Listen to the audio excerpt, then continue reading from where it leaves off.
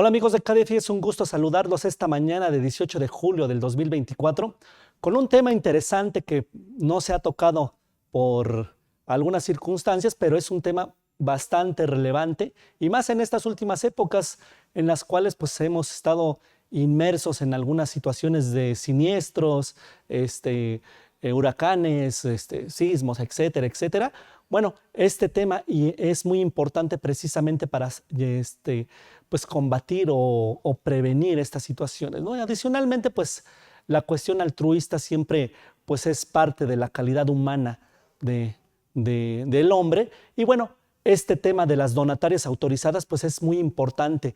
Vamos a ver todo lo que es el esquema integral de una donataria autorizada, desde la parte legal, la parte administrativa, que es muy importante. Yo creo que más que la parte legal y fiscal y contable, la parte administrativa es una parte fundamental de estas donatarias autorizadas, porque si de alguna manera no llegas a cumplir con algún trámite o alguna situación especial que tienen estas donatarias autorizadas, pues puede ser que puedas hasta incluso perder la autorización para recibir donativos deducibles del impuesto sobre la renta. Entonces es muy importante. Quizá a lo mejor muchas personas piensan que por estar en el título 3 de los no contribuyentes, este tipo de sociedades que tienen una autorización para recibir donativos deducibles, pues sea muy sencillo su tratamiento. Sin embargo, es un poquito más que nada la carga administrativa, es muy importante precisamente para no perder esta autorización. Vamos a ver todos esos aspectos, vamos a ver el aspecto también contable y el aspecto de las obligaciones fiscales que se tienen que cumplir para efectos de precisamente no llegar a alguna situación en la cual nos puedan revocar la autorización para recibir donativos deducibles.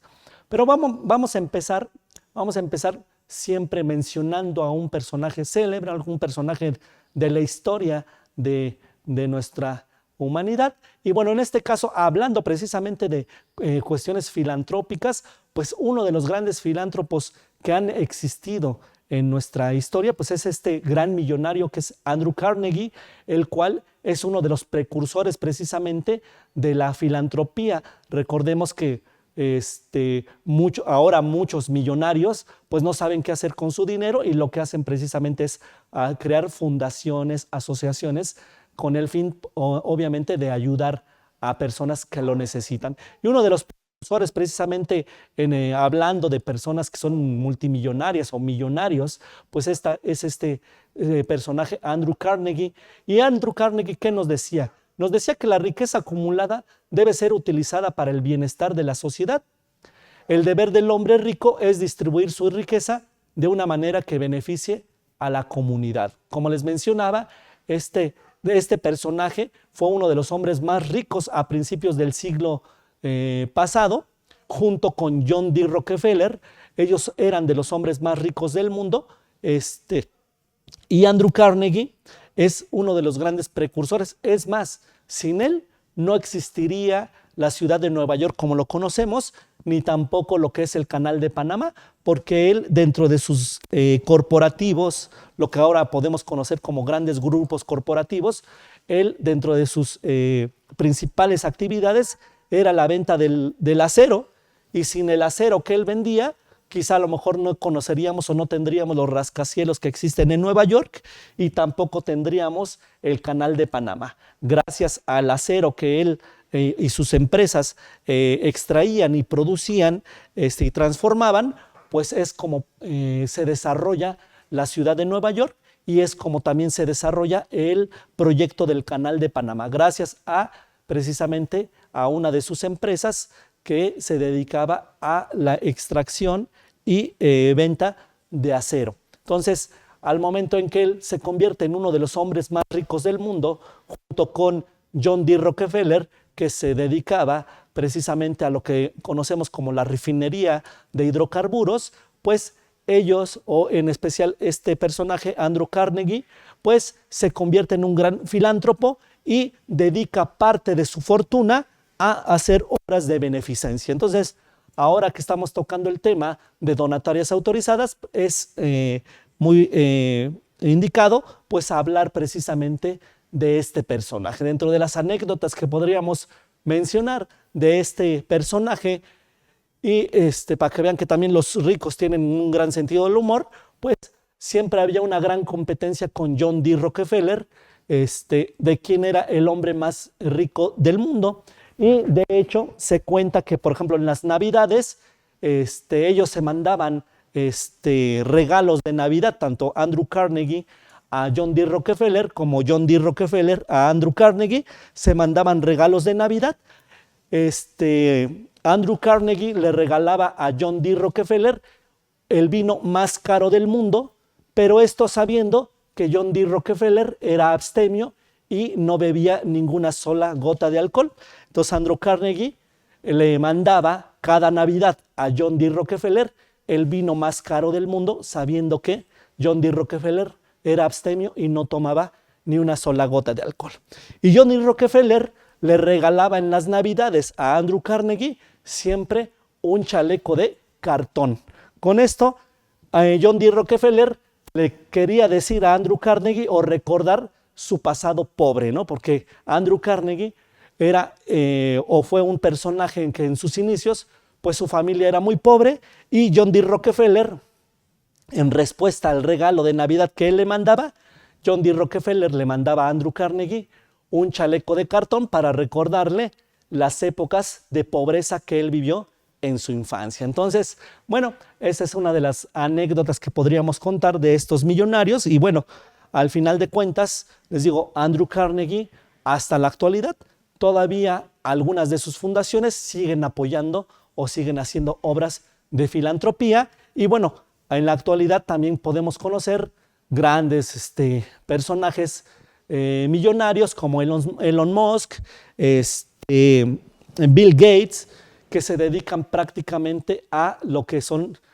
hacer obras de filantropía con el objetivo de, pues, en principio ayudar, pero ya veremos posteriormente que también tienen un giro diferente y que también las cuestiones de filantropía pues llevan oculto un objetivo, que es el de, pues de alguna manera, deducir impuestos, disminuir la carga impositiva, etcétera, etcétera. Entonces, bueno, es importante mencionar a este personaje para tener el contexto de lo que llamamos ahora donatarias autorizadas.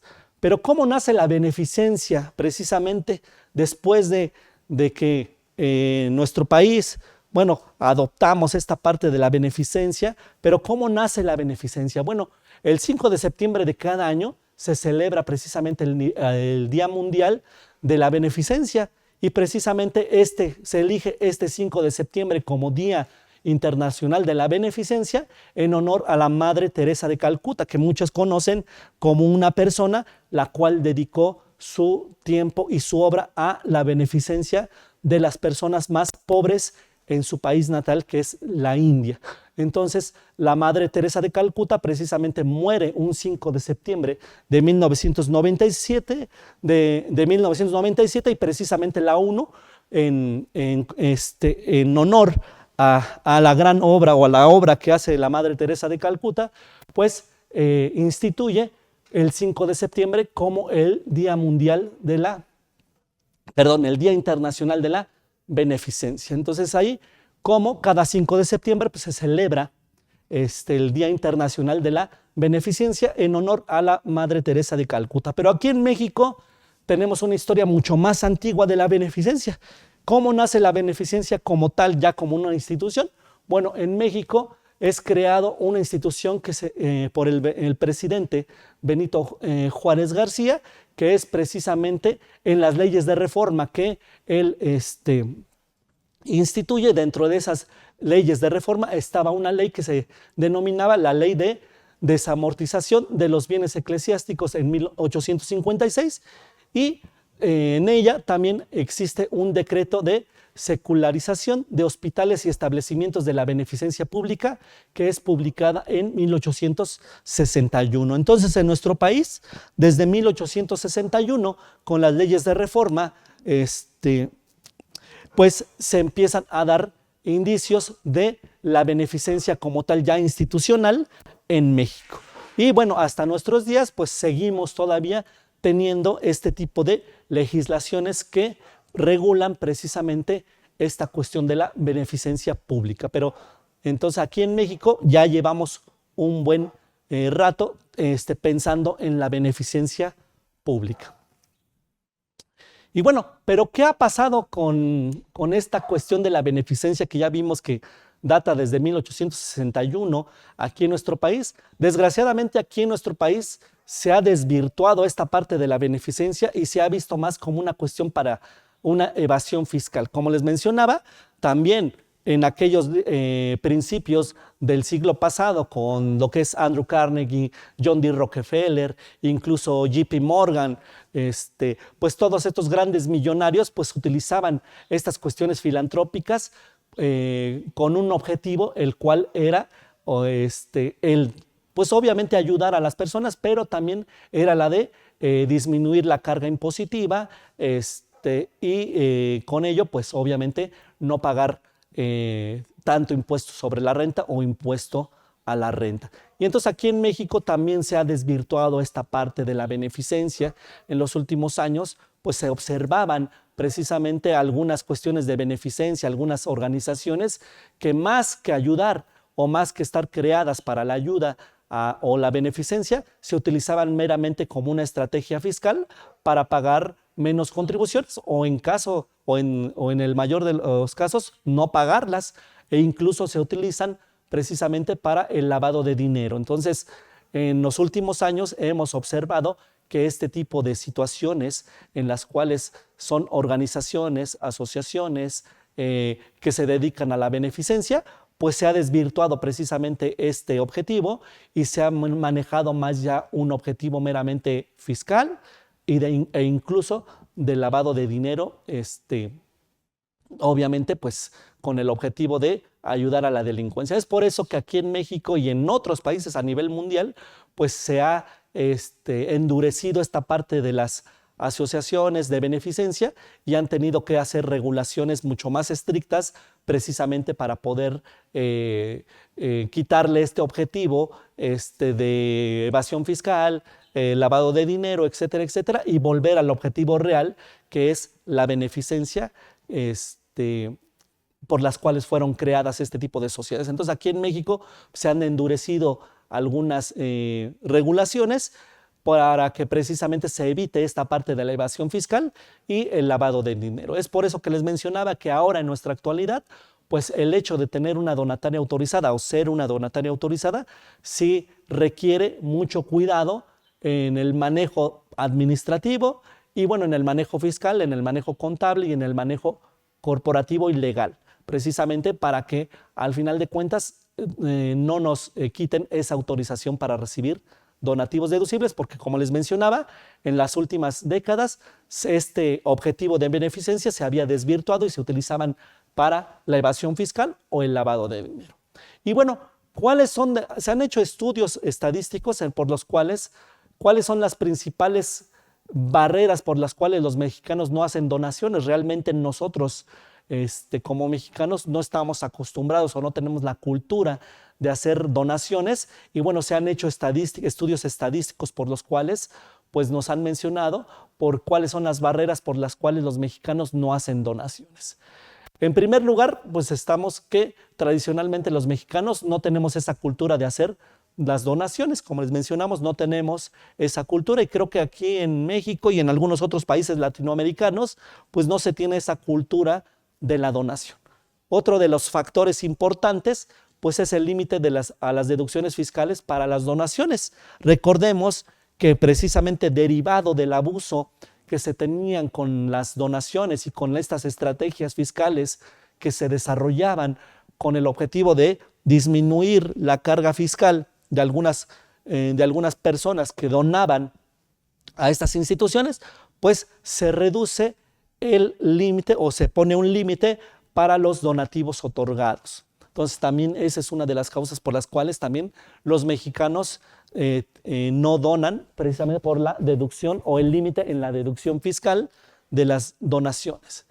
Y bueno, otro de los factores muy importantes y que ha tomado o que tomó mucho auge y sigue tomando mucho auge es precisamente la opinión negativa de las organizaciones que manejan estos donativos. Hemos visto y nos hemos enterado que, bueno, a lo largo del tiempo pues ha habido organizaciones las cuales pues el donativo o los donativos que se les otorgaban pues no eran precisamente encaminados para el objeto social por la cual fueron creados, sino que utilizaban esos donativos para otras cuestiones que no eran o no tenían nada que ver con el objeto de la beneficencia o con el objeto de la asistencia. Entonces también ese es uno de los puntos por los cuales los mexicanos pues han optado por no hacerse de esa cultura de la donación, la opinión negativa sobre estas entidades. Y bueno, otro de los puntos más importantes también por los cuales los mexicanos no donan es por la falta de recursos individuales y corporativos. Dices, bueno, si al final de cuentas yo padezco o yo tengo limitados mis recursos, pues sería un poco o sería más difícil que yo pudiera donar parte de mi ingreso, que es muy limitado, a estas organizaciones de beneficencia. Entonces también ese es uno de los puntos importantes por los cuales los mexicanos pues no hacen donaciones o no tienen esa cultura de donaciones. Y en una menor medida pues son otros factores por los cuales no se dona, como es el desconocimiento, saber a quiénes o cuáles son las instituciones por las cuales pudiera uno donar y que estas instituciones son serias. Esos son los otros objetivos o las otras razones por las cuales los mexicanos no hacen donaciones. Pero en especial, dice, tradicionalmente nosotros como mexicanos no tenemos esa cultura de la donación y también otro de los puntos importantes es por el límite que se les ha puesto a este tipo de deducciones por las donaciones. Y bueno, para entrar en tema y para conocer un poquito más este tema de las donatarias autorizadas, es necesario que nosotros tengamos en cuenta estos conceptos. Por ejemplo, ¿qué es una donación? Pues la donación la podemos definir como un contrato a través del cual una persona llamada donante transfiere en forma gratuita, esto es muy importante, en forma gratuita, parte de sus bienes presentes a otra donataria que a su vez acepta. Entonces, hablando de lo que es un donativo, podemos mencionar que es un contrato por el cual una persona llamada donante transfiere en forma gratuita parte de sus bienes presentes a otra denominada donataria, quien a su vez acepta este donativo. Y bueno, podemos tener varios o diferentes tipos de donaciones. Tenemos la donación pura y condicional. En este caso es la más tradicional y la que comúnmente nosotros conocemos, que es la donación pura, es que se da en términos absolutos y no está sujeta a alguna modalidad. Es simplemente se dona y no está condicionada a ningún hecho o algún acto adicional. Y por su parte, será condicional cuando su exigibilidad dependa de algún acontecimiento futuro, realización incierta. Vamos a suponer que dices, híjole, yo te voy a donar, donataria autorizada, o yo voy a hacer el techo, por ejemplo, de tu cancha de fútbol o de básquetbol, siempre y cuando o un huracán pues la destruya. Entonces esa es una donación condicional. Si no se da la condición de que ese techo que tiene la cancha de fútbol o de básquetbol no llega un huracán y se la lleva, en ese caso no estaría donando esa situación, sino que estaría condicionada a que llegara un huracán y se llevara el techo de esa cancha de fútbol o de esa cancha de básquetbol para que yo dé el donativo. Entonces puede ser pura en el caso, el primer caso, que es sin límites y sin ninguna restricción y es en términos absolutos. Y la condicional, pues esa va a depender de un acontecimiento futuro o de realización incierta, como les mencionaba. Yo voy a donar cuando haya algún desastre natural provocado por algún temblor, algún tornado, etcétera, etcétera. Así, si no sucede esa condición, pues no estaré donando hasta que se cumpla esa condición. Entonces aquí estamos hablando de la condición, de la donación pura y la condicional. Por lo regular la que se da siempre en las donatarias pues es la donación pura, ¿no? Independientemente de los hechos o acontecimientos, yo dono en términos absolutos. También tenemos un tipo de donación que se llama onerosa o remuneratoria. Y es onerosa cuando se hace imponiendo algunos gravámenes para hacer la donación, y remuneratoria, la que se hace en atención a servicios prestados por el donante y que no tenga la obligación de pagar. En este caso, como el donativo por la cena de beneficencia. Bueno, pues en este caso, pues yo pago el donativo, pero a cambio, pues recibo ¿qué? Una cena, ¿no? Entonces ahí estaríamos hablando de una donación remuneratoria, ¿no? Entonces, esos son los tipos de donaciones que podemos encontrar y que van a encontrar mucho en este tipo de sociedades, asociaciones civiles, organizaciones que reciben donativos deducibles. Van a encontrar donaciones puras, donaciones condicionadas o incluso donaciones onerosas o remuneratorias. O sea, es muy importante que nosotros conozcamos cuáles o cómo son este tipo de donaciones para que también en la cuestión contable las podamos nosotros contabilizar de manera correcta, como mencionan las normas de información financiera, que vamos a ver un poquito más adelante qué pasa con este tipo de donaciones, cómo se deben de registrar en la contabilidad, cada una dependiendo del tipo de donación que se dé, pero vamos a verlo un poquito más adelante. Y bueno, al final de cuentas, ¿qué es un donativo? Pues el donativo se entiende por la transferencia de una persona a otra de una cantidad en efectivo, especie o crédito, producto de una donación. En este caso, la donación también puede ser en efectivo, en especies y en servicios. Entonces, les digo, es muy importante que nosotros conozcamos que la donación comúnmente nosotros podemos conocer la donación que se da en efectivo. Esa es la más común que se puede observar en algunas instituciones. Sin embargo, también es importante conocer que también podemos recibir donaciones en especie y donaciones en servicios.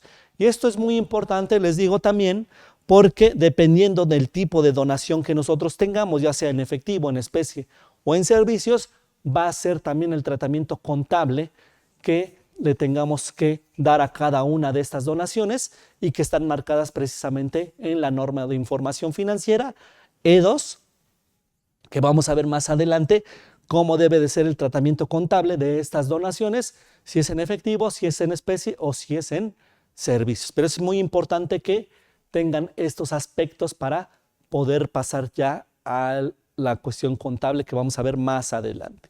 Bueno, ¿quién es el donante? El donante es el que dona algo, el que transfiere parte de su patrimonio a otra persona, que por lo regular se llama donataria. La donataria es la persona que recibe donativos, los cuales utiliza para la realización de sus actividades. Y bueno, estas actividades, como ya las vimos anteriormente, comúnmente o en la mayoría de los casos son de asistencia social. Entonces, al final de cuentas, yo como donante, quien va a transferir parte de mi patrimonio a una donataria, esta donataria pues tiene que utilizar esos recursos ¿para qué? Para realizar sus actividades, que comúnmente sus actividades o el objeto de sus actividades es la asistencia social.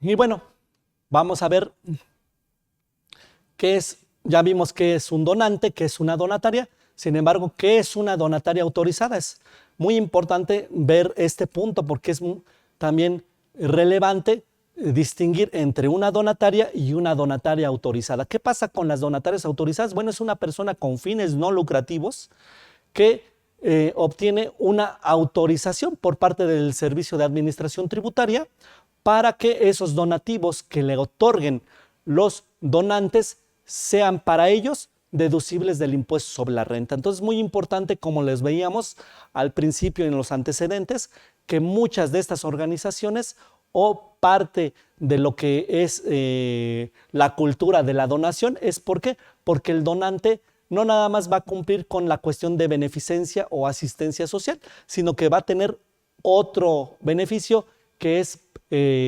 disminuir, o gracias a ese donativo, le va a ayudar a disminuir lo que es la carga impositiva en sus impuestos, en especial el impuesto sobre la renta. Entonces es muy importante hacer la distinción entre una donataria tradicional y una donataria que tenga autorización para recibir donativos deducibles del impuesto sobre la renta, porque no es lo mismo que un donante dé su donativo a una donataria con el único objetivo de ¿qué? De asistir o ser de beneficencia social, a una donataria autorizada, donde aparte de que mi donativo va a asistir y servir como beneficencia social, yo voy a obtener el beneficio de ¿qué? De poderlo hacer deducible de mis actividades y de mi carga impositiva. Entonces, eso es también lo que se busca en el caso de una donataria autorizada, que esos donativos que el donante está otorgando, pues aparte de que sirvan para la realización de la asistencia social o beneficencia pública, pues también para ellos sea una ventaja en la parte de la determinación de sus impuestos, en el específico el impuesto sobre la renta. Entonces ya vimos que es diferente hablar de una donataria a hablar ya de una donataria con autorización por parte del Servicio de Administración Tributaria para recibir donativos. Y bueno, ¿qué pasa con las personas morales no contribuyentes? Bueno, vamos a ver qué es lo que pasa con este tipo de personas morales no contribuyentes que están tributando de acuerdo a la ley del impuesto sobre la renta en lo que conocemos como el título 3 de la ley del impuesto sobre la renta.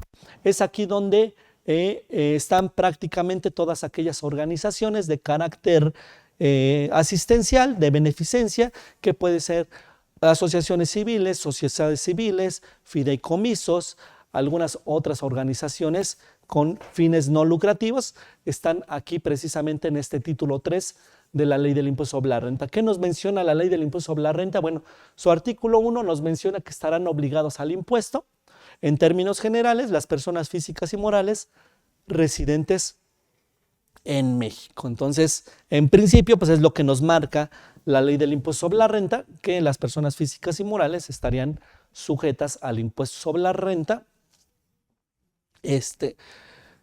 Sin embargo, aquí dentro del título 3 nos menciona que en este caso también si tú eres de las personas morales que tributa dentro de este título 3, pues te considerarás como no contribuyentes del impuesto sobre la renta y por lo tanto también estarás o no estarás obligada al pago del impuesto sobre la renta por aquellos ingresos que se perciban. Entonces es muy importante conocer esta situación, que si bien el impuesto sobre la renta en general o en principio lo causan las personas físicas y morales por los ingresos que obtengan, al momento de yo ser una persona moral con fines no lucrativos o con fines de asistencia pública, asistencia o beneficencia, pues en este caso podría tributar en un título especial y esto me daría la ventaja de no pagar el impuesto sobre la renta. Entonces es muy importante tener en cuenta eso, porque podemos observar que existen sociedades civiles,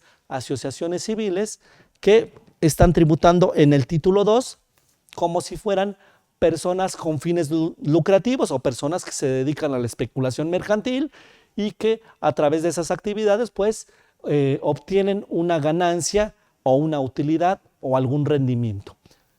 Sin embargo, y puedes decir, oye, no por el hecho de ser asociación civil, sociedad civil, quiere decir que tengas que tributar en el título 3, ¿no? Para tributar en el título 3 puede ser una asociación civil, sociedad civil, sin embargo, debes dedicarte o tus actividades deben de dedicarse a la beneficencia o asistencia social. Vamos a ver cuáles podrían ser ellas. Entonces, como los mencionábamos, este tipo de sociedades, asociaciones y organizaciones que se dedican a la beneficencia o que tienen dentro de sus actividades o sus actividades son con fines no lucrativos, pues van a tributar en este título 3 del régimen de las personas morales con fines no lucrativos. Y como les mencionaba, aquí dentro de este título 3, pues encontramos muchas asociaciones, sociedades civiles, fideicomisos y otras organizaciones que se crean